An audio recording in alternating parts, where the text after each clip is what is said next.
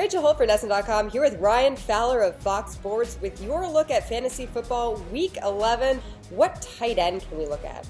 But as far as fantasy tight ends goes, Cameron Brate of the Tampa Bay Buccaneers, not the easiest matchup against the Chiefs, but he is getting plenty of targets. Jameis Winston has trusted him since Vincent Jackson went to IR and when Doug Martin was out. Cameron Brate's available in about 50% of leagues.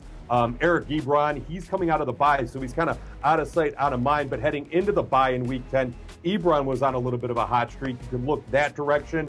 And then Ladarius Green, they eased him back in with the Steelers, and they have the Browns this week. So Ladarius Green could be one of those things where if the waiver wire is picked over at tight end, Ladarius Green could see a little bit more targets. I don't think Jesse James is completely out of the equation with the Steelers tight end position, but Ladarius Green, if he was to play any softer of defense, if he was at 100%, Ladarius Green probably would be a top 10 tight end. So at whatever he is, 80, 85% coming off of short-term IR, I think he's going to be somebody that you would look to stream this week.